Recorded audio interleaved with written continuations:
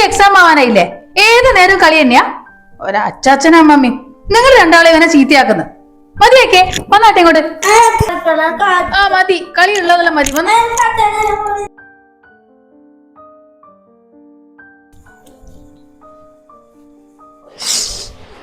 കോയമ്പ് തേച്ചിട്ട് ബാത്റൂം വൃത്തിയേടാക്കി.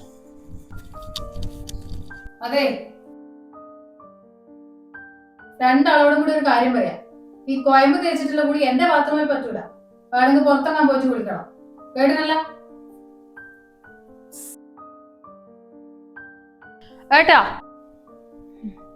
ഇനി ഇത് ശരിയാവൂല ഏട്ടാ. ഇവരിനി ഇവിടെ നിർത്താൻ പറ്റൂല. എനക്ക് മടുത്തു. അതെങ്ങനെ ശരിയാവുക? അവർക്ക് നാട്ടിലാരുള്ളേ? നിന്റെ എല്ലാം വാക്ക് കേട്ടിട്ടല്ലേ നാട്ടിലുള്ള വീടും പറമ്പൊക്കെ വിറ്റിട്ട് നമ്മൾ ഇവിടെ വന്നിട്ട് വീടെടുത്തേ. അവർക്ക് നാട്ടിലിപ്പോൾ ആരല്ലേ? ഒന്നുമില്ല. ഇവർ ഇവിടെ ഇറക്കി വിട്ട് കഴിഞ്ഞാൽ അവരെവിടെയാ പോയി താമസിക്കുക?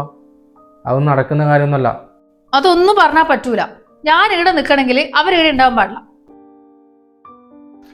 9 മണിയായില്ല, ഇനി എണീക്കാനായിട്ടില്ലേ? നല്ല സുഖാന്നല്ല. ഫുഡ് കഴിക്കാനാകുമ്പോൾ ഇങ്ങോട്ട് എത്തിയാൽ മതി. ഇന്ന് ഞാൻ ശരിയാക്കി കൊടുക്കുന്നുണ്ട്. ഏട്ടാ ഏട്ടാ, അച്ഛനമ്മേനെ അവിടെ കാണുന്നില്ല. കാണുന്നില്ലെന്നോ നീ പറയുന്നത്? നിങ്ങളൊന്ന് വന്ന് നോക്കിയേ.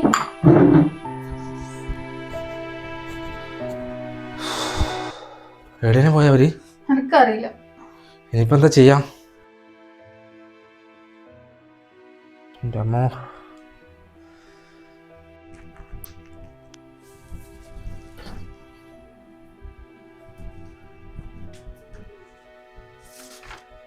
പ്രിയപ്പെട്ട മക്കളെ, ഞങ്ങൾ പോവുകയാണ്.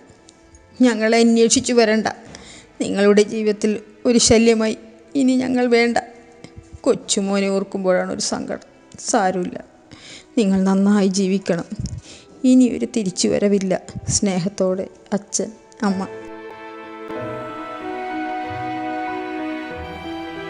ഒരു കുടുംബമാവുന്നതോടുകൂടി മക്കളിൽ പലർക്കും അച്ഛനും അമ്മയും ഒരു ബാധ്യതയാകാറുണ്ട്. ഒരുപാട് ലാളിച്ചു സ്നേഹിച്ചു വളർത്തിയ മാതാപിതാക്കളെ തെരുവിൽ ഉപേക്ഷിക്കുന്നതും തിരിഞ്ഞു നോക്കാത്തതുമായ ഒരുപാട് വാർത്തകൾ നാം കാണാറുണ്ട്. മാതാപിതാക്കളെ ഉപേക്ഷിക്കുന്നവർ ഒന്നോർക്കുക, നീ സൃഷ്ടിച്ച പുതിയ തലമുറ നിന്റെ പിന്നാലെ തന്നെയുണ്ട്.